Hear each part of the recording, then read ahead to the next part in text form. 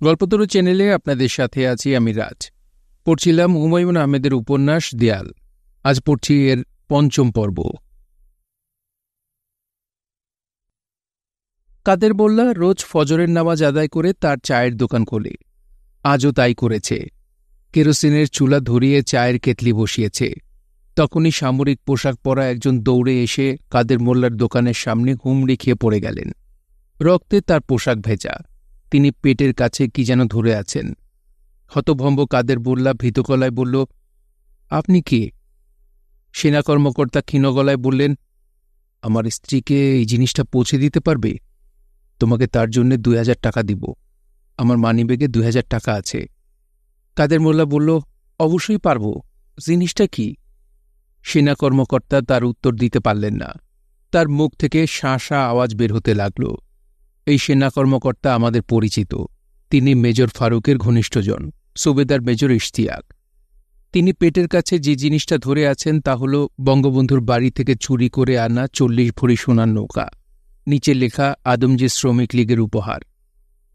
কাদের মোল্লা সোনার নৌকা ও মানিব্যাগ নিয়ে সেই দিনই দেশের পথে রওনা হল।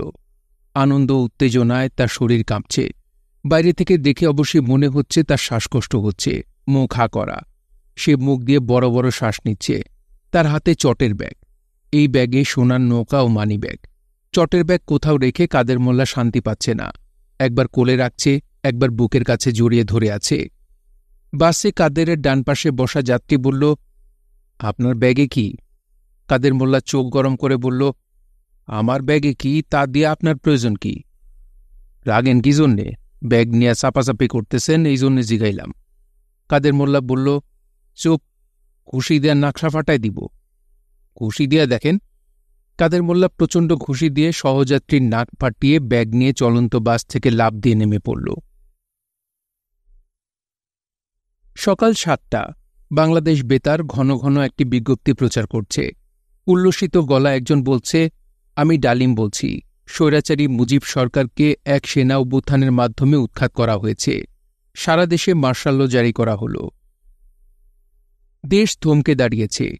কি হচ্ছে কেউ জানে না, কি হতে যাচ্ছে তাও কেউ জানে না। মানুষের আত্মার মতো দেশেরও আত্মা থাকে। কিছু সময়ের জন্য বাংলাদেশের আত্মা দেশ ছেড়ে গেল। মেজর জেনারেল জিয়া বঙ্গবন্ধু হত্যার খবর শুনে নির্বিকার ভঙ্গিতে বললেন, প্রেসিডেন্ট নিহত, তাতে কি হয়েছে? ভাইস প্রেসিডেন্ট তো আছে। কনস্টিটিউশন যেন ঠিক থাকে।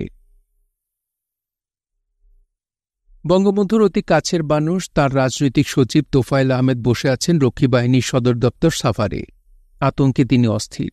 রক্ষী বাহিনী আত্মসমর্পণ করায় তাঁকে নিয়ে পড়েছে। তারা বারবার জানতে চাচ্ছে তোফায়েল আহমেদকে নিয়ে কি করবে। বঙ্গবন্ধুকে রক্ষার দায়িত্বে নিয়োজিত রক্ষী বাহিনী ঝিম ধরে বসে আছে। একসময় সাহসী তেজি ছাত্রনেতা তোফায়েল আহমেদও ঝিম ধরে আছেন। শুরু হয়েছে ঝিম ধরার সময়। রাস্তায় মিছিল বের হয়েছে। দুর্ভাগ্যজনক হলেও সত্যি, সেই মিছিল আনন্দ মিছিল। শফিক বাংলা মোটরে গিয়ে এক অদ্ভুত দৃশ্য দেখল। সেখানে রাখা ট্যাঙ্কের কামানে ফুলের মালা পরানো। কিছু অতি উৎসাহী ট্যাঙ্কের ওপর উঠে নাচের ভঙ্গি করছে। আমার বাবু রোডের বাসার কথা বলি। বেতারে বঙ্গবন্ধুর মৃত্যুর খবর প্রচারের সঙ্গে সঙ্গে একতলার রক্ষী বাহিনীর সুবেদার পালিয়ে গেলেন।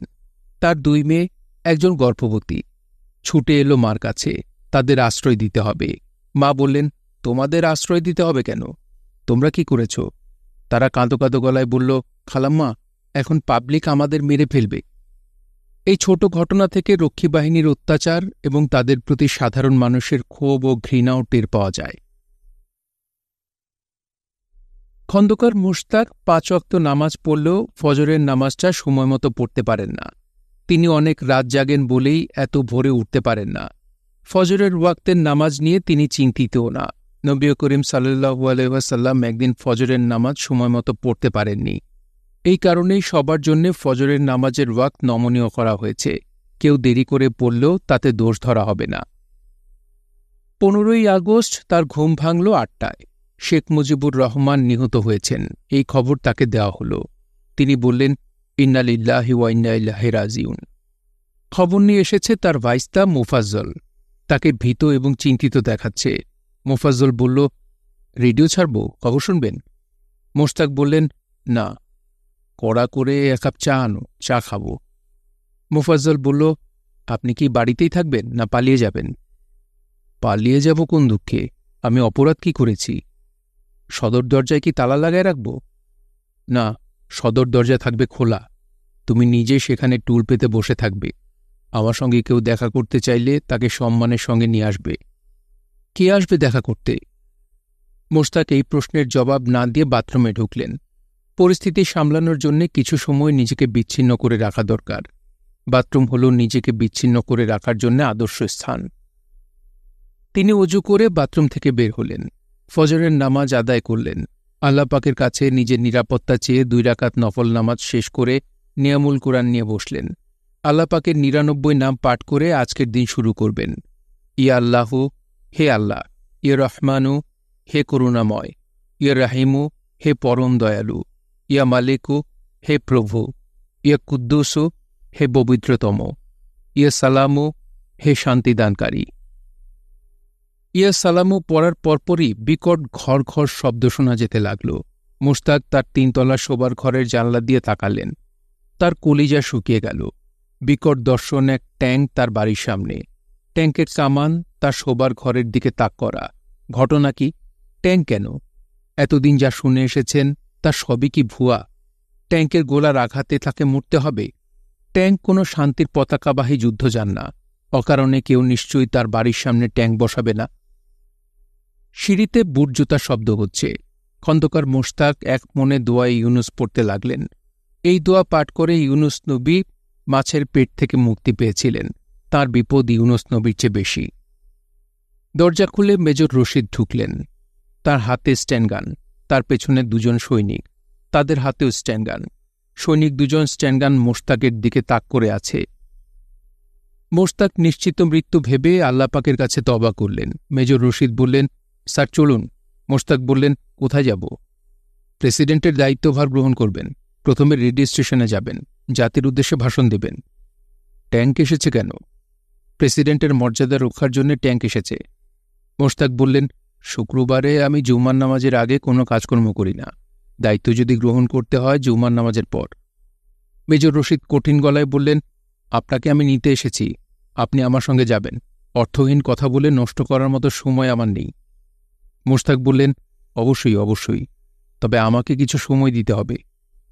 আপনাকে কোনো সময় দেওয়া হবে না। কাপড় চেঞ্জ করার সময় দিতে হবে। আমি নিশ্চয়ই লুঙ্গি আর স্যান্ডো গেঞ্জি পরে প্রেসিডেন্ট হিসেবে শপথ নিব না। সকাল 11:45 খন্দকার মোশতাক বেতারে ভাষণ দিলেন। তিনি আবেগমথিত গলায় বঙ্গবন্ধুর হত্যাকারীদের সূর্য সন্তান আখ্যা দিলেন। মোশতাকের ভাষণের পর বঙ্গভবনে আনন্দ উল্লাস, কোলাকুলি, একে অন্যকে অভিনন্দনের পালা শুরু হয়ে গেল। শুরু হল মিষ্টি বিতরণ। মিষ্টি কেউ নিজে খাচ্ছে না, একজন অন্যজনকে খাইয়ে দিচ্ছে। বঙ্গবন্ধুর মৃতদেহ তখনও তার 32 নম্বর বাড়িতে পড়ে আছে। সন্ধ্যাবেলা শফিক এসেছে রাধানাথ বাবুর কাছে। শফিকের বিপর্যস্ত ভঙ্গি দেখে তিনি ছোট্ট নিঃশ্বাস ফেললেন। শফিক কাঁদো কাঁদো গলায় বলল, এত বড় ঘটনা ঘটে গেল, আর কেউ প্রতিবাদ করল না? কেউ তার পাশে দাঁড়াল না? রাধানাথ বললেন, কেউ তার পাশে দাঁড়ায়নি এটা ঠিক না। খবর পেয়েছি ব্রিগেডিয়ার জামিল উদ্দিন আহমেদ বঙ্গবন্ধুকে রক্ষার জন্য ছুটে গিয়েছিলেন, গুলি খেয়ে মারা গেছেন। পুলিশের কিছু কর্মকর্তা বাধা দিয়েছিলেন, তারাও মারা গেছেন। শফিক বলল, কেউ তার পক্ষে রাস্তায় বের হয়ে কিছু বলবে না? রাধানাথ বললেন, তুমি কি রাস্তায় বের হয়ে কিছু বলেছ? তুমি যেহেতু বলনি, অন্যদের দোষ দিতে পারো না। আমার কথা বুঝতে পেরেছ? জি। রাধানাথ বললেন, সাহস আছে রাস্তায় দাঁড়িয়ে চিৎকার করে বলার, মুজিব হত্যার বিচার চাই? শফিক বলল, আমার সাহস নেই। আমি খুবই ভীত মানুষ, কিন্তু আমি বলবো। কাকে বলবে? কবে বলবে? আজ রাতেই বলবো। রাত 8টা। মনে হচ্ছে পরিস্থিতি স্বাভাবিক হয়ে আসছে। খন্দকার মোশতাকের নেতৃত্বে নতুন সরকার গঠিত হয়েছে। 3 বাহিনীর প্রধান নতুন সরকারের প্রতি আনুগত্য ঘোষণা করেছেন। পুরনো মন্ত্রিসভার প্রায় সবাইকে নিয়েই নতুন মন্ত্রিসভা তৈরি হয়েছে। নির্বাচিত সংসদ সদস্যরা যুক্ত হয়েছেন। আতালগনে ওসমানী হয়েছেন প্রতিরক্ষা উপদেষ্টা। মনে হচ্ছে পুরনো আওয়ামী লীগই আছে, শুধু শেখ মুজিবুর রহমান নেই। আপসহীন জননেতা মাওলানা ভাসানী, যিনি 1 মাস আগেও বঙ্গবন্ধুকে পূর্ণ সমর্থন জানিয়েছিলেন, তিনিও নতুন সরকারকে সমর্থন জানালেন। 15ই আগস্ট রাত 9টার দিকে সরফরাজ খানের বাড়ির সামনের রাস্তায় এক যুবককে চিৎকার করতে করতে সড়কের এক মাথা থেকে আরেক মাথা পর্যন্ত যেতে দেখা গেল। সে চিৎকার করে বলছিল, মুজিব হত্যার বিচার চাই। যুবকের পেছনে পেছনে যাচ্ছিল ভয়ঙ্কর দর্শন একটি কালো কুকুর। সেই রাতে অনেকেই রাস্তার দুপাশের ঘরবাড়ির জানলা খুলে যুবককে আগ্রহ নিয়ে দেখছিল, সঙ্গে সঙ্গে জানলা বন্ধও করে ফেলছিল। আচমকা এক আর্মির গাড়ি যুবকের সামনে এসে ব্রেক কষল। গাড়ির ভেতর থেকে কেউ একজন যুবকের মুখে টর্চ ফেলল। টর্চ সঙ্গে সঙ্গে নিভিয়ে ইংরেজিতে বলল, young man, go home, try to have some sleep. শফিককে এই উপদেশ যিনি দিলেন তিনি ব্রিগেডিয়ার খালেদ মোশাররফ। যান যান, বাসায় যান। শফিক বলল, জি স্যার, যাচ্ছি। খালেদ মোশাররফ বললেন, আমি আপনাকে চিনি, অবন্তীদের বাসায় দেখেছি। আপনি অবন্তীর গৃহশিক্ষক? জি। গাড়িতে উঠুন, আপনি কোথায় থাকেন বলুন, আপনাকে পৌঁছে দিচ্ছি। আমি হেঁটে যেতে পারব, তাছাড়া আমার সঙ্গে এই কুকুরটা আছে, কুকুর নিয়ে আপনার গাড়িতে উঠব না। শফিক চলে যাচ্ছে, জিপ দাঁড়িয়ে আছে। খালেদ মোশাররফ সিগারেট ধরিয়ে অবন্তীর গৃহশিক্ষকের দিকে তাকিয়ে আছেন। শফিক বলল, স্যার যাই, আসসালামু আলাইকুম। খালেদ মোশাররফ বললেন, আপনি একজন সাহসী মানুষ, আসুন আমার সঙ্গে হাত মেলান। সাহসী মানুষদের হাতের চামড়া থাকে মোলায়েম, আপনার হাতের চামড়া দেখি। খালেদ মোশাররফ অনেকক্ষণ শফিকের হাত ধরে রইলেন। শফিকের হাতের চামড়া মোলায়েম না, কঠিন। রাত 12টার কিছু পরে চাদরে নাকমুখ ঢেকে ছানুভাই উপস্থিত হলেন পীর হাফেজ জাহাঙ্গীরের হুজরাখানায়। হাফেজ জাহাঙ্গীরের রাতের ইবাদত শেষ হয়েছে, তিনি ঘুমোতে যাচ্ছিলেন। ছানুভাইকে দেখে এগিয়ে এলেন। ছানু বললেন, পীর ভাই, রাতে থাকার জায়গা দেওয়া লাগে, বিপদে আসি। কি বিপদ? বঙ্গবন্ধু নাই, আমরা যারা তার অতি ঘনিষ্ঠ তারাও নাই। বাংলাদেশের পাবলিক হল ব্রেইন ডিফেক্ট পাবলিক। যে কোনো একজন যদি বলে, ধরো সানুরে ধরো, পাবলিক দৌড় দিয়ে আমারে ধরবে। আপনার থাকার ব্যবস্থা করছি। রাতের খানা কি খেয়েছেন? রাতের খানা কখন খাবো বলেন, তোরের উপর আসি, খানার ব্যবস্থা করলে ভালো হয়। আরেকটা কথা, সরফরাজ খান সাহেব কি আছেন? আছেন। ভালো হয়েছে, ওনাকে তার বিষয় সম্পত্তি বুঝিয়ে দিব। খান সাহেবকে আমি বড় ভাইয়ের মতো দেখি, শ্রদ্ধা করি। সাংবাদিক অ্যান্থনি মাসকারেনহাসের বিখ্যাত গ্রন্থ লিগেসি অব ব্লাডে উল্লেখ করা হয়েছে, শেখ মুজিবুর রহমানের মৃত্যু সংবাদ প্রচারিত হওয়ার পরপর টুঙ্গিপাড়ায় তার পৈতৃক বাড়িতে স্থানীয় জনগণ হামলা করে এবং বাড়ির সব জিনিসপত্র লুট করে নিয়ে যায়। হায়রে বাংলাদেশ। টিকা, অ্যান্থনি মাসকারেনহাস তার গ্রন্থে সত্যের মতো করে অনেক মিথ্যাও ঢুকিয়েছেন। বঙ্গবন্ধুর পৈতৃক বাড়ি লুট হওয়ার ঘটনা আমার কাছে বিশ্বাসযোগ্য মনে হয় না। সপরিবারে বঙ্গবন্ধু নিহত হওয়ার দিন থেকে 15 দিন। 15 আগস্ট বঙ্গবন্ধু সপরিবার নিহত। খন্দকার মোশতাক আহমেদের রাষ্ট্রপতির দায়িত্ব গ্রহণ। দেশে সামরিক আইন জারি। বিগত সরকারের ভাইস প্রেসিডেন্ট, 10 জন মন্ত্রী ও 6 জন প্রতিমন্ত্রী পুনর্বহাল। বাংলাদেশের নতুন সরকারের প্রতি পাকিস্তানের সমর্থন। মনে হয় পাকিস্তান তৈরি হয়েছিল, সঙ্গে সঙ্গে স্বীকৃতি। 16 আগস্ট বাংলাদেশের নতুন সরকারকে সৌদি আরবের স্বীকৃতি। সৌদি সরকারও তৈরি, কত তাড়াতাড়ি স্বীকৃতি দেওয়া যায়। টুঙ্গিপাড়ায় শেখ মুজিবুর রহমানের দাফন সম্পন্ন। পুরো একদিন বঙ্গবন্ধুর মৃতদেহ পড়ে রইল, কেউ জানে না মৃতদেহ কি করা হবে। 23 আগস্ট সামরিক আইনের অধীনে সৈয়দ নজরুল ইসলাম, এম মনসুর আলী, তাজউদ্দিন আহমেদ সহ 20 জন গ্রেপ্তার। 24 আগস্ট মেজর জেনারেল শফিউল্লাহর জায়গায় মেজর জেনারেল জিয়াউর রহমান নতুন সামরিক বাহিনীর প্রধান। 27 আগস্ট ভারতের নতুন সরকারকে স্বীকৃতি দান। ভারতের ওপর অনেক ভরসা ছিল, বাংলাদেশ তাদের সঙ্গে 25 বছরের মৈত্রী চুক্তিতে আবদ্ধ। তারাও যেন পাগল হয়ে গেল কত দ্রুত স্বীকৃতি দেওয়া যায়। 31 আগস্ট মহা চীনের নতুন সরকারের স্বীকৃতি প্রদান। স্বাধীন বাংলাদেশকে স্বীকৃতি দিতে গণচীনের অনেক দিন লেগেছিল, এইবার আর লাগল না। সেলুকাস, কি বিচিত্র এই দেশ! এমন সব হত্যাকাণ্ডের প্রতিবাদ করার কেউ নেই। ভুল বললাম, শফিকের মতো অনেকেই ব্যক্তিগত উদ্যোগে প্রতিবাদ করেছে। বঙ্গবীর কাদের সিদ্দিকী দেশ ছেড়ে ভারতে চলে গেলেন। মুজিববিহীন বাংলাদেশে তিনি বাস করবেন না। ভারতে তিনি কাদেরিয়া বাহিনী তৈরি করে সীমান্তে বাংলাদেশের থানা আক্রমণ করে নিরীহ পুলিশ মারতে লাগলেন। পুলিশ বেচারারা কোনো অর্থেই বঙ্গবন্ধুর হত্যার সঙ্গে জড়িত না, বরং সবার আগে বঙ্গবন্ধুকে রক্ষা করার জন্যে তারা প্রাণ দিয়েছে। শেখ হাসিনার গৃহশিক্ষক অভিনেতা আবুল খায়ের দেশ ছেড়ে আমেরিকা চলে গেলেন। কবি নির্মলেন্দু গুণের মাথা খারাপ হয়ে গেল। তিনি বারহাট্টায় নিজ গ্রামের বাড়িতে চলে গেলেন। তখন তার মনে হতো বঙ্গবন্ধুর আত্মা তার ভেতর ঢুকে গেছে। এই খবর সবাই পেয়ে গেছে। সবাই হন্যে হয়ে কবিকে হত্যা করার জন্য খুঁজছে। কবিকে হত্যা করলে বঙ্গবন্ধুর আত্মা কবজা করা যাবে। নির্মলেন্দু গুণ সেই দুঃসহ সময়ের বর্ণনা দিয়ে সুন্দর একটি গ্রন্থ রক্তঝরা নভেম্বর 1975 বিভাস প্রকাশ রচনা করেছেন। কৌতূহলী পাঠক বইটি পড়ে দেখতে পারেন। তারিখ 31 অক্টোবর 1975 সন। রাধানাথ বাবু মেঝেতে শীতল পাটির বিছানায় শুয়ে আছেন। তার পাশে শফিক কাগজ কলম নিয়ে বসেছে। রাধানাথ বাবু জরুরি এক চিঠির ডিকটেশন দেবেন। চিঠি যাবে খন্দকার মুশতাকের হাতে। রাধানাথ বললেন, শচীন কর্তা মারা গেছেন, এই খবর জানো? না, উনি আজ মারা গেছেন। বাংলাদেশের বুদ্ধিজীবীরা শচীন কর্তার মৃত্যুতে যতটা শোক পেয়েছে, তার 100 ভাগের 1 ভাগ শোকও তাদের জাতির পিতার মৃত্যুতে পায়নি। শফিক বলল, খন্দকার মুশতাক হয়তো তাকে জাতির পিতার আসন থেকে নামিয়ে দেবেন। রাধানাথ বললেন, এটা উনি পারবেন না। সবার ক্ষমতারই সীমাবদ্ধতা আছে। খন্দকার মুশতাক তাঁর ক্ষমতার সীমাবদ্ধতা সম্পর্কে জানেন। শফিক হতাশ গলায় বলল, জানলেই ভালো। রাধানাথ বললেন, লেখো, মাননীয় প্রেসিডেন্ট খন্দকার মুশতাক আহমেদ, গণপ্রজাতন্ত্রী বাংলাদেশ সরকার। লিখেছ?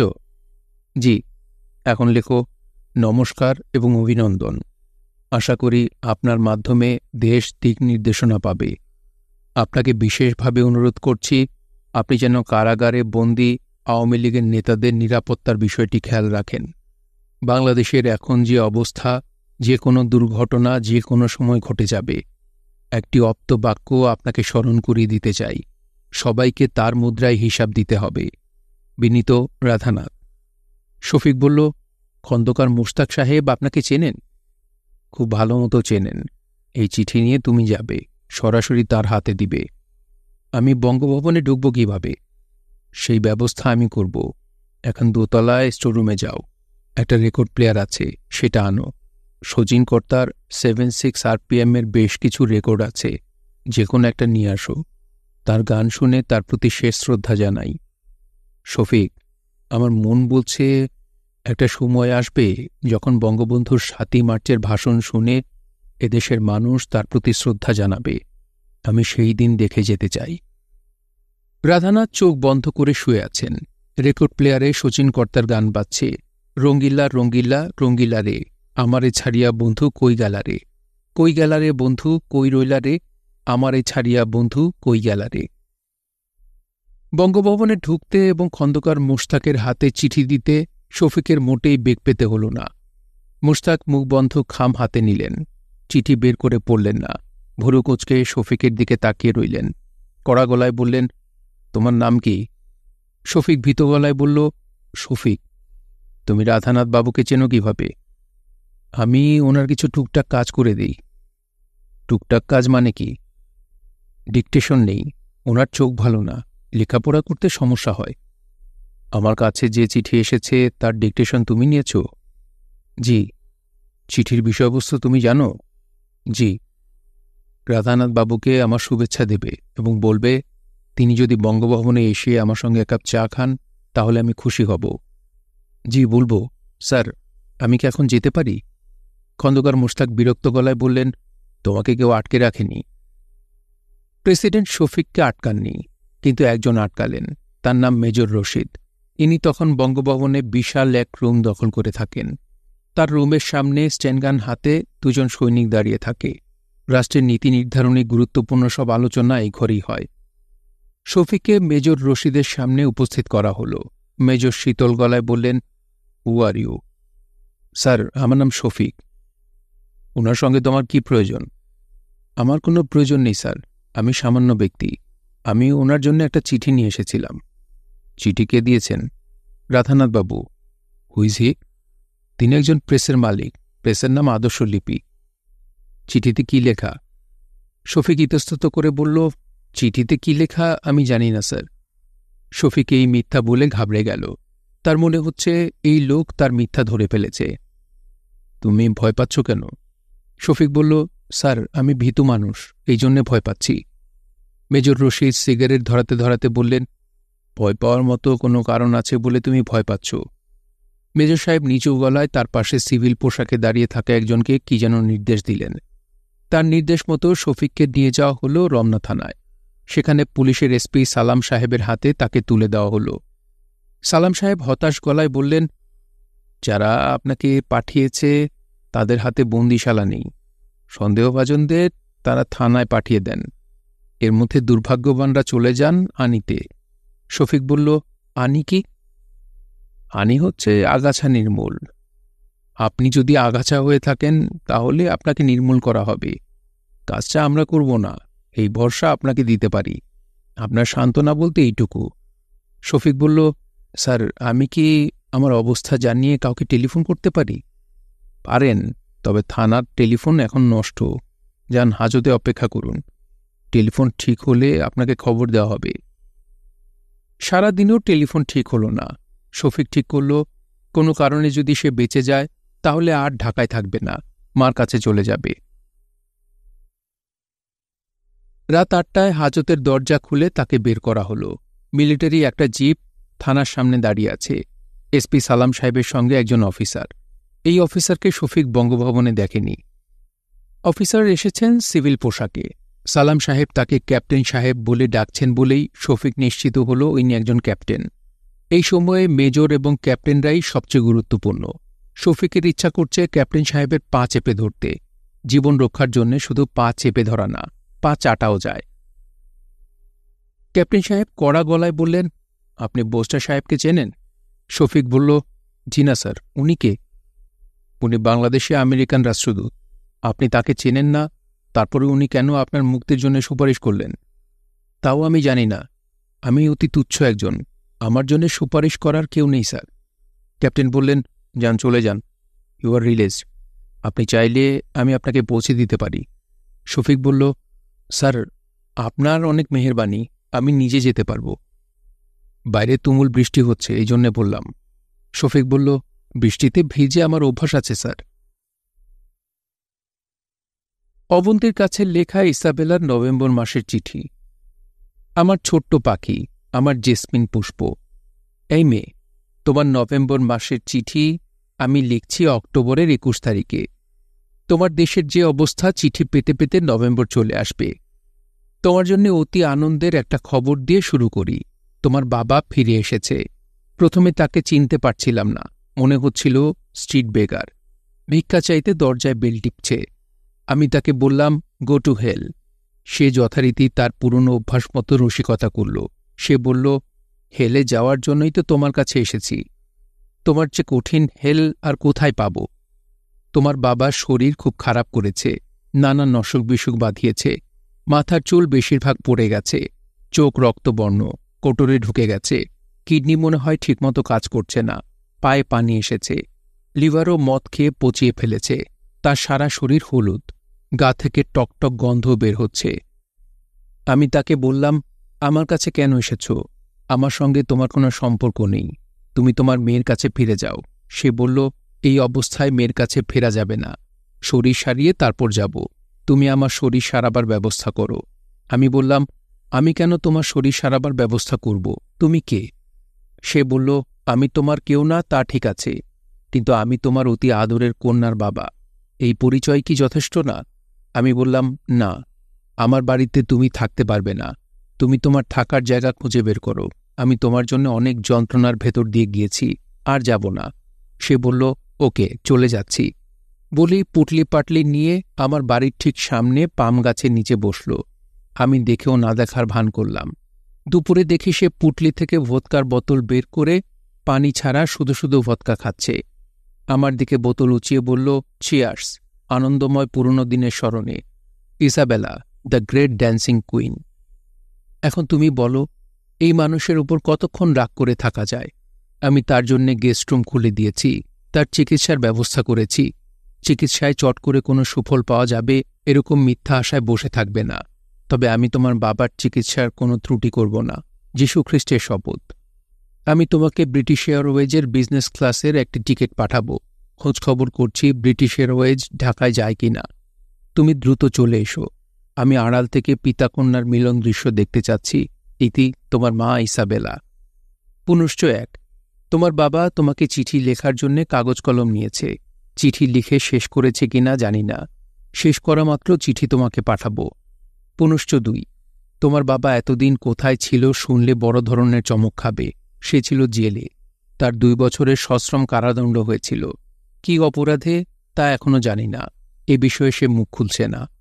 পুনশ্চ 3। তোমার বাবার সঙ্গে আমার সম্পর্ক বিষাক্ত হয়ে যাবার পর আমি ভেবেছিলাম এই মানুষটার মতো ঘৃণা আমি আর কাউকে করি না। এখন মনে হচ্ছে এই ধারণা ভুল। তোমার বাবাকে আগে যতটা ভালোবাসতাম এখন ততটাই ভালোবাসি, কিংবা কে জানে, হয়তো তার চেয়ে বেশি। পুনশ্চ 4। খুব জরুরি একটা কথা লিখতে চাচ্ছিলাম, এখন মনে পড়ছে না। ইদানিং আমার এই সমস্যা হয়েছে। অপ্রয়োজনীয় কথা মনে থাকে, প্রয়োজনীয় কথা মনে থাকে না। অবন্তী মায়ের চিঠি পরপর 3 বার পড়ল। কিছুক্ষণ চিঠি গালে ধরে রাখল। চিঠি থেকে চা পাতা এবং লেবুর সতেজ গন্ধ আসছে। মা নিশ্চয় নতুন ধরনের কোনো পারফিউম চিঠিতে মাখিয়ে দিয়েছে। অবন্তী চিঠি হাতে দাদাজানের ঘরে ঢুকল। সরফরাজ খান আতকে উঠে বললেন, তোকে এরকম দেখাচ্ছে কেন? Is anything wrong? অবন্তী বলল, কিরকম দেখাচ্ছে? মনে হচ্ছে কিছুক্ষণ আগে ভূত দেখেছিস, মুখ রক্তশূন্য। আমার চোখে মুখে কোনো আনন্দ দেখতে পাচ্ছ না? না। না দেখতে পেলে বুঝতে হবে তোমার অবজারভেশন পাওয়ার অতি দুর্বল। যাই হোক, তুমি তো আমার সব চিঠি আগে সেন্সর করে আমাকে দাও। মার এইবারের চিঠিটা কি পড়েছ? না। এই নাও চিঠি, পড়লে আনন্দ পাবে। বাবার খোঁজ পাওয়া গেছে। বাবা এখন মার সঙ্গেই আছে। মার বাড়ির সামনে একটা পাম গাছের নিচে আস্তানা গেড়েছে। নানান কর্মকাণ্ড করে মাকে ভোলানোর চেষ্টা করছে। মা অবশ্য কঠিন চিজ, বুঝছে না। বারান্দার সব জানলা বন্ধ করে দিয়েছে যাতে বাবাকে দেখতে না হয়। সরফরাজ খান বললেন, হড়বড় করে এইসব কি বলছিস? চিঠি দে, পড়ে দেখি। অবন্তী বলল, চিঠি এখনই পড়া শুরু করবে না। আগে আমার কথা মন দিয়ে শোনো। আমি আজ রাতে একটা পার্টি দেব। আমার আনন্দ আমি অন্যদের মধ্যে ছড়িয়ে দিতে চাই। অন্যরা মানে কারা? খালেদ চাচা, আমার স্যার শামীম শিকদার। তুমি বড় দেখে একটা পাঙ্গাস মাছ কিনবে, বাবার পছন্দের মাছ। কই মাছ আর মটরশুঁটি কিনবে। খালেদ চাচু মটরশুঁটি দিয়ে কই মাছ পছন্দ করেন। আজ রাতে হবে মাছ উৎসব। তুই তো মাছ খাস না। এখন খাই। খতিবনগরের হাফেজ জাহাঙ্গীরের সঙ্গে কাতল মাছের পেটি খেয়ে মাছ খাওয়া ধরেছি। সরফরাজ খান বিরক্ত গলায় বললেন, আবার তার কথা কেন? আমি চাই না এই বাড়িতে তার নাম উচ্চারিত হোক। অবন্তী হাসতে হাসতে বলল, হাফেজ সাহেব ঢাকায় থাকলে তাকেও দাওয়াত দিতাম। সরফরাজ খান বললেন, তোর বাবার কাণ্ড কারখানা আমি কোনোদিন বুঝিনি, তোর কাণ্ড কারখানাও বুঝি না। আমার একটা সাজেশন শোন। শফিক আর ওই যে শামীম, এদের আসতে বলার কিছু নেই। এরা কোনোভাবেই আমার পরিবারের সঙ্গে যুক্ত না। অবন্তী বলল, আমার পার্টিতে কে আসবে না তা আমি ঠিক করব, তুমি না। সরফরাজ খান বললেন, আচ্ছা ঠিক আছে, চোখ মুখ কঠিন করে ফেলতে হবে না। অবন্তী বলল, চোখ মুখ কঠিন করেছি অন্য কারণে। হঠাৎ মনে পড়ল শফিক স্যার অনেকদিন এ বাড়িতে আসেন না। তুমি কি তাকে আসতে নিষেধ করেছ? সরফরাজ খান জবাব দিলেন না। অবন্তী বলল, তোমার কিছু কিছু কর্মকাণ্ডের জন্য আমি তোমাকে অত্যন্ত অপছন্দ করি। আজকের পার্টিতে তোমাকে আমি নিমন্ত্রণ করছি না। তার মানে আজ তোমার জন্য খাবার আসবে হোটেল থেকে। তুমি হাসছ কেন? আমি সিরিয়াস। ভালো কথা, শফিক স্যারের ঠিকানা লিখে দাও। আমি নিজে গিয়ে তাকে দাওয়াত দিয়ে আসব। তোকে যেতে হবে না, মাস্টার আশেপাশেই থাকে। মোড়ের এক চায়ের দোকানে থাকে, চা বানিয়ে বিক্রি করে। অবন্তী বলল, বাহ, ইন্টারেস্টিং তো। সরফরাজ খান ভুরু কুচকালেন। ঘটনাটা কেন ইন্টারেস্টিং বুঝতে পারলেন না।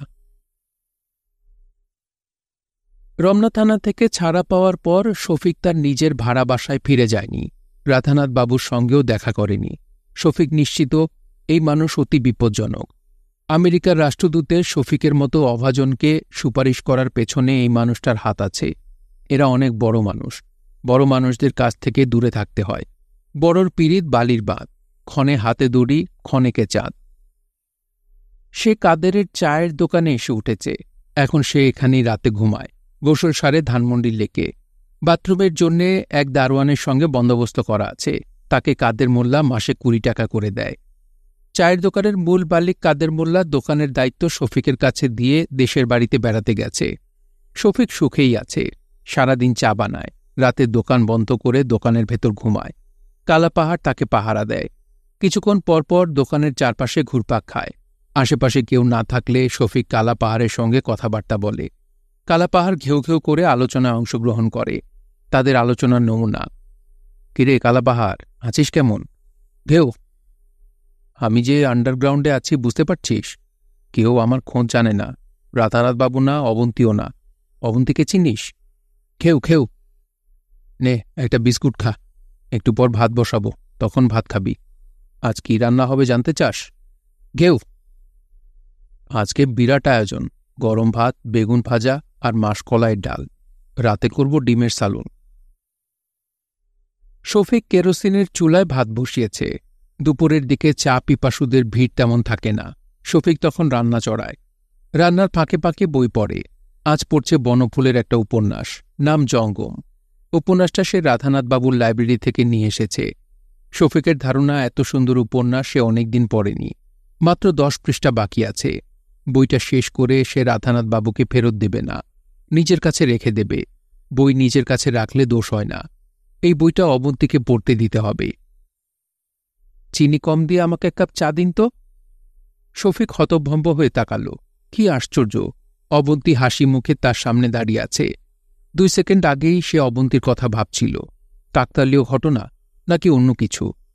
অবন্তী বলল, আমি কিন্তু টাকা আনিনি, আমাকে বাকিতে চা খাওয়াতে হবে। বলতে বলতে কাস্টমারদের জন্য রাখা কাঠের বেঞ্চিতে অবন্তী বসল। এখন সে পানা চাচ্ছে। শফিক বলল, কেমন আছো অবন্তী? অবন্তী বলল, আমি ভালো আছি। এখন আপনি বলুন তো, আপনার পছন্দের মাছ কি? আমার পছন্দের মাছ জেনে কি হবে? অবন্তী বলল, কিছু হোক বা না হোক, আমি জানতে চাচ্ছি। ট্যাংরা মাছ। অবন্তী বলল, ট্যাংরা মাছ? এই মাছ কারো পছন্দের হতে পারে আমার ধারণাই ছিল না। শফিক বলল, আমার মা বেগুন দিয়ে ট্যাংরা মাছ রাঁধেন, তার সঙ্গে কিছু আমচুর দিয়ে দেন, টকটক লাগে। আমার কাছে মনে হয় বেহেশতি খাবার। আপনার মা কি বেঁচে আছেন? হ্যাঁ।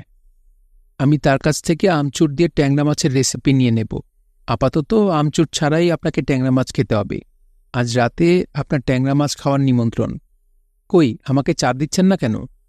সত্যি চা খাবে? হ্যাঁ, খাব। শফিক অবাক হয়ে ভাবছে, কি আশ্চর্য মেয়ে।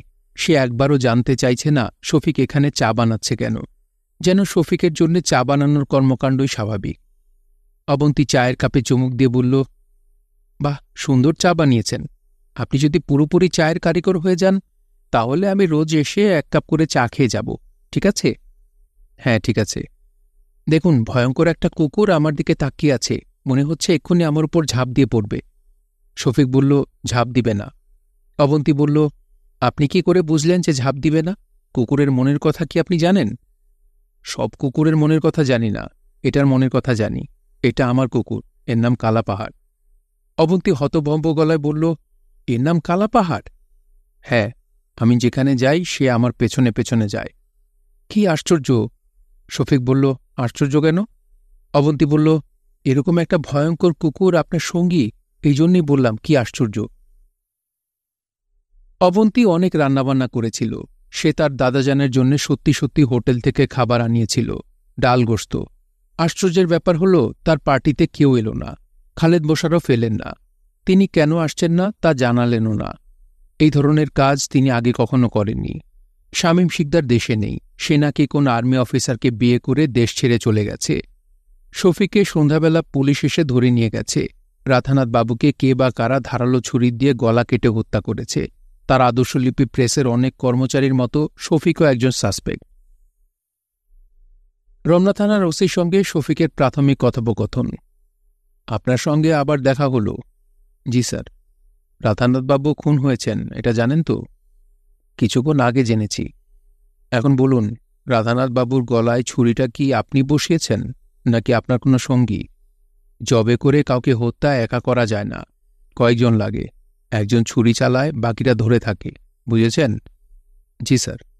ভেরি গুড, এখন মুখ খুলুন। শফিক মুখ খুলতে পারল না, অজ্ঞান হয়ে পড়ে গেল। দুঃস্বপ্ন দেখে প্রেসিডেন্ট খন্দকার মোশতাক আহমেদের ঘুম ভাঙল। ভয়ে এবং উত্তেজনায় তার হাঁপানির মতো হয়ে গেল। অনেকক্ষণ ধরে বড় বড় নিঃশ্বাস নিয়ে নিজেকে ধাতস্থ করার চেষ্টা করলেন। নিজেকে সামলানো যাচ্ছে না। তার হাত পার্কিনসন রোগের মতো কাঁপছে, পিপাসায় বুক শুকিয়ে কাট। তার স্বপ্ন খুব ভয়ঙ্কর কিন্তু ছিল না। স্বপ্নটা বর্তমান পরিস্থিতিতে স্বাভাবিক, আতঙ্কে অস্থির হওয়ার মতো কিছু না। তিনি দেখেছেন তার আগামসিলিনের বাড়ির ছাদে তিনি বসে আছেন। তার সামনে এক গাদা কবুতর। তিনি কবুতরকে চাল খাওয়াচ্ছেন। হঠাৎ চিলেকোঠার দরজায় প্রচণ্ড শব্দ হতে লাগল। শব্দে সব কবুতর উড়ে গেল। তিনি তাকিয়ে দেখেন ছাদের দরজা এবং দেয়াল ভেঙে একটা প্রকাণ্ড ট্যাঙ্ক ঢুকেছে। স্বপ্নে ছাদের ট্যাঙ্ক আসা খুবই স্বাভাবিক মনে হল। ট্যাঙ্কের ভেতর কর্নেল ফারুক বসে আছেন। ফারুকের চোখে কালো চশমা, গায়ে কিছু নেই, খালি গা। স্বপ্নে এই বিষয়টাও মোটেই অস্বাভাবিক মনে হল না। কর্নেল ফারুক বললেন, কবুতরগুলি খুবই যন্ত্রণা করছে, দিনরাত বাকবাকুম ডাক, আমি কবুতর মারতে এসেছি। মোশতাক বললেন, উত্তম কাজ করেছেন, সব কবুতর মেরে ফেলা উচিত। কাকগুলি থাকুক, এরা ময়লাকে আবর্জনা পরিষ্কার করে। কবুতর কোনো কাজের পাখি না। ছাদে আবারও খড়খড় শব্দ। আরেকটা ট্যাঙ্ক ঢুকছে, তার পেছনে আরেকটা, তার পেছনে আরেকটা। ট্যাঙ্কগুলি নির্বিচারে কামান দাগতে শুরু করেছে। খন্দকার মোশতাক যখন ট্যাঙ্কের স্বপ্ন দেখছেন, তখন কাকতালীয়ভাবে মেজর ফারুক সরোয়ার্দী উদ্যান থেকে ৮টা ট্যাঙ্ক এনে বঙ্গভবনের চারদিকে বসাচ্ছিলেন। বঙ্গভবনে আগেই ৮টা ট্যাঙ্ক ছিল, এখন হল ১৬টা। বঙ্গভবন পুরোপুরি সুরক্ষিত। ১৬টা ট্যাঙ্ক ডিঙিয়ে কেউ এখানে ঢুকবে না, যে যত বীরপুরুষই হোক। ফারুক আতঙ্কে অস্থির হয়েছিলেন, কারণ ব্রিগেডিয়ার খালেদ মোশাররফের ভাবভঙ্গি মোটেই তার ভালো মনে হচ্ছিল না। তার সঙ্গে যুক্ত হয়েছেন কর্নেল সাফাত জামিল। বগুড়া ক্যান্টনমেন্ট থেকেও ট্রুপস মুভমেন্ট শুরু হয়েছে। খালেদ মোশাররফের ঘনিষ্ঠ বন্ধু কর্নেল হুদাও যুক্ত হয়েছেন। কর্নেল হুদার ভাবভঙ্গিও ভালো না। রংপুর ক্যান্টনমেন্ট থেকে ১০ এবং ১৫ ইস্ট বেঙ্গল রেজিমেন্ট আসছে। এরা মুক্তিযুদ্ধের সময় খালেদ মোশাররফের সঙ্গে যুদ্ধ করেছে। কোনো কারণে যদি খালেদ মোশাররফ বঙ্গভবন আক্রমণ করেন, তাহলে ভরসা ট্যাঙ্কবহর। ফারুকের আতঙ্কগ্রস্ত হওয়ার আরেকটি কারণ আন্দা হাফেজ। আন্দা হাফেজ খবর পাঠিয়েছেন, ফারুকের বাহিনী ১৫ই আগস্টে বাড়াবাড়ি করেছে, তার ফল অশুভ হবে। ফারুকের উচিত জীবন বাঁচানোর জন্য দেশ ছেড়ে পালিয়ে যাওয়া এবং কোনোদিন দেশে ফিরে না আসা। নভেম্বরের ২ তারিখ ভোরে ফারুক ব্যাকুল হয়ে টেলিফোন করলেন কর্নেল ওসমানীকে। তিনি যেন খালেদ মোশাররফের সঙ্গে কথা বলে একটা সমঝোতায় আসেন। এখন মোটামুটি পরিষ্কার, খালেদ মোশাররফ কিছু ঘটাতে যাচ্ছেন। সেনা কর্মকর্তারা সবাই কোনো না কোনো সময়ে বঙ্গভবনে এসেছেন, চা পানি খেয়েছেন। মেজর ফারুক, মেজর রশিদ ও মেজর ডালিমের সঙ্গে গল্পগুজব করেছেন। একমাত্র ব্যতিক্রম খালেদ মোশাররফ, তিনি কখনোই আসেননি। কর্নেল ওসমানীর সঙ্গে খালেদ মোশাররফের সংক্ষিপ্ত টেলিফোন কথোপকথন। ওসমানী, খালেদ, এইসব কি হচ্ছে? খালেদ, কিছুই হচ্ছে না, আপনি ট্যাঙ্কগুলিকে ঘরে যাওয়ার নির্দেশ দিন। ওসমানী, আমি বঙ্গভবনে যাচ্ছি, তুমি আসো, আমরা কথা বলি। মেজর রশিদ তোমার সঙ্গে কথা বলতে চাচ্ছে। খালেদ মোশাররফ, আমার সঙ্গে কি কথা? খুনি মেজররা যারা দেশ শাসন করছে তাদের সঙ্গে আমার কোনো কথা নেই। ওসমানী, বঙ্গভবনে জোর গুজব জিয়াকে হত্যা করা হয়েছে, তুমি কি জিয়াকে হত্যা করেছ? খালেদ মোশাররফ, আমি রক্তপাতে বিশ্বাসী না। জিয়াকে আটক করা হয়েছে, হত্যা করা হয়নি। তবে বঙ্গভবনে ঢুকে একজনকে আমার হত্যা করার ইচ্ছা আছে। আপনি কি তার নাম শুনতে চান? তিনি প্রেসিডেন্ট খন্দকার মোশতাক, শ্বেত সর্প। ওসমানী, কোনো হঠকারী সিদ্ধান্ত নিতে যাবে না। এই পর্যায়ে টেলিফোনের লাইন কেটে গেল। বঙ্গভবনে প্রেসিডেন্ট সাহেব জোহরের নামাজ শেষ করে চোখ বন্ধ করে জায়নামাজে বসে আছেন। তিনি দরুদে তুনাজদিনা পাঠ করছেন। মানব জীবনের যাবতীয় বিপদ আপদ থেকে মুক্তি লাভের জন্য এই দোয়ার শক্তি সর্বজন স্বীকৃত। মোশতাক সাহেবের একাগ্র মনোযোগ ব্যাহত হল। মেজর রশিদের গলা, আপনি দেখে বঙ্গভবনকে মসজিদ বানিয়ে ফেলেছেন। সারাক্ষণ নামাজ কালাম পড়লে রাষ্ট্রকার্য পরিচালনা করবেন কিভাবে? মোশতাকের মুখে চলে এসেছিল, বলবেন, রাষ্ট্রকার্য পরিচালনার জন্য তো আপনারাই আছেন। তিনি শেষ মুহূর্তে নিজেকে সামলালেন। সব সময় সব কথা বলা যায় না। আপনার নামাজ কি শেষ হয়েছে? আমি জরুরি কাজ নিয়ে এসেছি। জরুরি কাজটা কি? আপনাকে দুশ্চিন্তামুক্ত করা। খন্দকার মোশতাক বললেন, আমার কিসের দুশ্চিন্তা? আমি কাউকে খুন করে ক্ষমতায় আসিনি, আমাকে জোর করে ক্ষমতায় বসানো হয়েছে। মেজর রশিদ কড়া গলায় বললেন, বুড়বাগের মতো কথা বলবেন না। আপনি ক্ষমতায় বসার জন্য জিভ বের করে বসেছিলেন। খন্দকার মোশতাক বললেন, বাহাসের প্রয়োজন নাই। কি বলতে চান বলুন। সেনাবাহিনীর প্রধান জিয়াউর রহমানকে যে আটক করা হয়েছে এটা জানেন? জানি না। ডিজিএফআই আমাকে কোনো খবর দেয় না। তারা আমাকে ভাশুর জ্ঞান করে। ভাশুরকে সব কথা বলা যায় না। মেজর রশিদ বিরক্তির সঙ্গে বললেন, রসিকতা করবেন না। সময়টা রসিকতার জন্য উপযুক্ত না। খন্দকার মোশতাক বললেন, অবশ্যই অবশ্যই। মেজর রশিদ বললেন, খালেদ মোশাররফ আমাদের ক্যান্টনমেন্টে নিজ নিজ রেজিমেন্টে ফিরে যেতে বলেছেন। এর অর্থ জানেন? এর অর্থ হল সব স্বাভাবিক। ঘরের পাখি ঘরে ফিরিয়া গেল। ঘরে ফিরিয়া ধান খাইতে লাগিল। আবার রসিকতা? আলহামদুলিল্লাহ, রসিকতা কেন করব? আপনি যেমন আমার শালা না, আমিও তেমন আপনার দুলাভাই না যে কথায় কথায় রসিকতা করব। মেজর রশিদ হতাশ গলায় বললেন, রেজিমেন্টে ফিরে যাওয়া মানে সরাসরি কোর্ট মার্শালে উপস্থিত হওয়া। খালেদ মোশাররফ হচ্ছে ময়মনসিংহের ছেলে। এদের ঘাড়ের 3টা রগ থাকে 13 রগের কারণে সে আমাদের গুলি করে মারবে। নাম খাওয়া আসতে কোর্ট মার্শাল হবে। বুঝতে পারছেন? পারছি। খন্দকার সাহেব মনে মনে বললেন, ঘরের পাখি ঘরে ফিরিয়া ধানের বদলে গুলি খাইয়া মরিল। মেজর রশিদ বললেন, আওয়ামী লীগের প্রেতাত্মা যেন ফিরে আসতে না পারে সেই ব্যবস্থা করে যাব। আওয়ামী লীগের সব নেতা শেষ করে দিয়ে যাব, বিশেষ করে যারা জেলে আছে তাদের। এদের খুঁজে বেড়াতে হবে না, সবাই একসঙ্গেই আছে। নেতা নির্মূলে আপনার কি সমর্থন আছে? খন্দকার মোশতাক সঙ্গে সঙ্গে বললেন, আছে, সমর্থন আছে। এই কাজটা করতে পারলে দেশের জন্য বড় কাজ করা হবে। বাকশালের কবর হয়ে যাবে। দেশ চলতে শুরু করবে সোনার রথে। মেজর রশিদ বললেন, কাজ শেষ করে বিদেশে চলে যাওয়া যায়, সময় সুযোগ মতো আবার ফিরে আসা। খন্দকার মোশতাক বললেন, অবশ্যই ফিরে আসবেন। আপনারা দেশের সূর্য সন্তান। আপনাদের ছাড়া দেশ চলবে কিভাবে? দেশে কেউ আপনাদের ছায়াও স্পর্শ করতে পারবে না। আমি ইন্ডেমনিটি বিল সই করেছি, গ্যাজেটে তা প্রকাশিত হয়েছে। আপনি কথা বেশি বলেন, কম কথা বলুন। পরিস্থিতি কোন দিকে যাচ্ছে তা খেয়াল করুন। শফিককে থানা হাজত থেকে জেল হাজতে পাঠানো হয়েছে। আসামিকে কোর্টে চালান দিলে তাকে আর থানায় ফেরত আনা যায় না। তবে তদন্তের স্বার্থে পুলিশ আসামিকে জিজ্ঞাসাবাদ করতে পারে। 3 দিন ধরে শফিক জেল হাজতে আছে। তাকে জিজ্ঞাসাবাদের জন্য এখনও কেউ আসেনি। শফিক খবর পেয়েছে পুলিশের এই জিজ্ঞাসাবাদ নাকি ভয়ঙ্কর। জিজ্ঞাসাবাদের এক পর্যায়ে মরা মানুষও নাকি উঠে বসে, সমস্ত অপরাধ স্বীকার করে আবার মৃত মানুষ হিসেবে মেঝেতে পড়ে যায়। জেল হাজতে শফিকের পরিচয় হয়েছে বরিশালের আলিম ডাকাতের সঙ্গে। আলিম ডাকাত আটক হয়েছে এক পরিবারের 3 জনকে হত্যার জন্যে। যে কোনো কারণেই হোক আলিম ডাকাত শফিককে স্নেহের চোখে দেখছে। হাজতে তার জন্য বিশেষ খাবারের ব্যবস্থা করেছে। একজন হাজতিকে নিযুক্ত করেছে শফিকের গা হাত পা মালিশ করার জন্যে। শফিক বলেছিল, গা হাত পা মালিশের কোনো প্রয়োজন নেই। আলিম ডাকাত বলল, প্রয়োজন অবশ্যই আছে। পুলিশের মারের সময় যেন ব্যথা বেদনা কম হয়, এই জন্যেই শরীর তৈরি করা। পুলিশ যখন নিয়ে যাবে তখন 2টা ট্যাবলেট দিব, এক ফাঁকে গিলে ফেলবেন। এরপর পুলিশ যদি মারতে মারতে হাড্ডি ভেঙে ফেলে ব্যথা বেদনা হবে না। আরও টেকনিক আছে, সময় মতো সব শিখাই দিব। আলিম ডাকাতের মাধ্যমে শফিক অবন্তীকে একটা চিঠি পাঠিয়েছিল। আলিম বলেছে, চিঠি জায়গা মতো পৌঁছে গেছে। শফিক জানে না পৌঁছেছে কিনা। অবন্তীকে লেখা শফিকের চিঠি অত্যন্ত সংক্ষিপ্ত। সেখানে লেখা, অবন্তী, আমি জেল হাজতে আছি। রাধানাথ বাবু খুন হয়েছেন। পুলিশের হাস্যকর ধারণা খুন আমি করেছি। তোমার দাদাজানকে বলে তোমার পক্ষে কি সম্ভব আমাকে নরক থেকে উদ্ধার করা? ইতি শফিক। 3 নভেম্বর রাত 2:30। হঠাৎ জেলখানার পাগলা ঘণ্টি বাজতে লাগল। শফিক পাগলা ঘণ্টি শুনে ধর্মর করে উঠে বসল। কারারক্ষীদের ছোটাছুটি দেখা যাচ্ছিল। তারা কেউ কোনো প্রশ্নের জবাব দিচ্ছে না। আলিম ডাকাত শফিকের চিন্তিত মুখ দেখে বলল, নিশ্চিন্তে ঘুমান, এরা পাগলা ঘণ্টি বাজানোর প্র্যাকটিস করতেছে। পাগলা ঘণ্টি বাজানোর নির্দেশ দিয়েছেন IG prison Nuruzzaman. Dhaka central জেলের জেলার আইজি প্রিজনকে খবর দিয়ে এনেছেন। সেনাবাহিনীর রিসালদার মুসলে উদ্দিন অস্ত্র হাতে একদল সৈনিক নিয়ে এসেছে।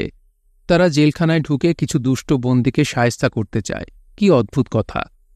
আইজি প্রিজন হতভম্ব হয়ে লক্ষ্য করলেন রিসালদার মুসলে উদ্দিন এবং তার লোকজনের ভাবভঙ্গি ভয়ঙ্কর। জেলগেট না খুলে দিলে তারা এখানেই খুন খারাপি করবে। তার নিজের জীবন নিয়েই এখন সংশয়। তিনি প্রেসিডেন্ট খন্দকার মোশতাককে টেলিফোন করলেন, অবস্থা জানালেন। প্রেসিডেন্ট মোশতাক নির্বিকার গলায় বললেন, যারা ঢুকতে চাচ্ছে তাদের ঢুকতে দিন। নুরুজ্জামান বললেন, স্যার আপনি কি বলছেন? খন্দকার মোশতাক ধমক দিয়ে বললেন, আমি কি বলেছি আপনি শুনেছেন? আপনি কানে ঠসা না। স্যার জেলগেট খুলে দিতে বলছেন? মোশতাক জবাব না দিয়ে টেলিফোন লাইন কেটে দিলেন। মোসলেউদ্দিনের বন্দুকের মুখে আইজি প্রিজন দলবল নিয়ে ১ নম্বর সেলে গেলেন। সেখানে তাজউদ্দিন এবং নজরুল ইসলাম ছিলেন। ২ নম্বর সেলে ছিলেন মনসুর আলী এবং কামারুজ্জামান। এই দুজনকে ১ নম্বর সেলে আনা হল। রিসালদার মুসলিউদ্দিন খুব কাছ থেকে স্বয়ংক্রিয় অস্ত্রের গুলিতে ৪ জনকে হত্যা করে। তাজউদ্দিন ছাড়া বাকি ৩ জন তাৎক্ষণিকভাবে মারা যান। তাজউদ্দিনের হাঁটুতে ও পেটে গুলি লেগেছিল। তিনি পানি পানি বলে কাতরাচ্ছিলেন। তাকে পানি দেওয়ার মতো পরিবেশ ছিল না। মুসলিউদ্দিন চলে যাওয়ার পর আরেকটি ঘাতক দল আসে। এই দলের প্রধান নায়েক আলী। তাকে মৃত ৪ নেতাকে দেখানো হয়। নায়েক আলী মৃত সবের ওপর বেয়নেট চার্জ করে। ৩ নম্বর সেলে ছিলেন আওয়ামী লীগের আরেক নেতা আব্দুস সামাদ আজাদ। ঘাতকেরা তাকে কিছুই বলে না। সবাই শেষ হলেও তিনি কেন টিকে থাকেন কে বলবে? রাজনীতির খেলা বোঝা বিচিত্র। আমি ব্যক্তিগতভাবে এই খেলা বোঝার আশায় দিয়েছি জলাঞ্জলি। জেলখানার পাগলা ঘণ্টি বাজতেই থাকল। সব বন্দী তখন জেগে উঠেছে। তারা প্রচণ্ড হইচই করছে, দরজায় বাড়ি দিচ্ছে। তারা তখনও কি ঘটেছে জানে না, তবে কাতরানি ধ্বনি এবং পানির কাতর উচ্চারণ শুনছে। শফিক ওই উত্তেজনা সহ্য করতে পারল না। সে অজ্ঞান হয়ে পড়ে গেল। এই রাত থেকেই তার এপিলেপসি শুরু। শফিক তার প্রতিটি অ্যাপিলেপটিক সিজারের আগে আগে কালাপাহাড়কে দেখত। কালাপাহাড় নাকি মানুষের মতো গলায় বলত, সাবধান, এখন ঘটনা ঘটবে, শুয়ে পড়েন, দাঁতের পাকে কিছু একটা রাখেন, না রাখলে জিহ্বা কেটে যাবে। জেল হত্যা বিষয়ে আইজি প্রিজনের জবানবন্দি তুলে দেওয়া হল অধ্যায় শেষে। এই জবানবন্দি ২১ বছর পর উদ্ধার করা হয়েছে। ঢাকা সেন্ট্রাল জেলে কি কাণ্ড ঘটেছে কেউ তা জানে না। প্রেসিডেন্ট সাহেব জানেন এবং ডিজিএফআইয়ের প্রধান মেজর জেনারেল খলিল জানেন। এই দুজনের কেউই মুখ খুলছেন না। প্রেসিডেন্ট আছেন বঙ্গভবনে। রাত ৪টায় তিনি ঘুমোতে গেছেন। তখনও তিনি জানেন না বঙ্গভবনের নিরাপত্তায় নিয়োজিত ৩০০ সৈন্যের পদাতিক দল নিয়ে মেজর ইকবাল বঙ্গভবন ছেড়ে ক্যান্টনমেন্টে ফিরে গেছেন।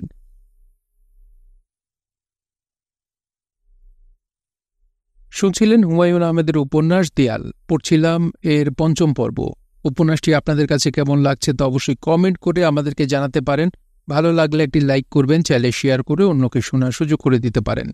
সবাই ভালো থাকবেন, সুস্থ থাকবেন এবং গল্পতরুর সঙ্গেই থাকবেন। ধন্যবাদ।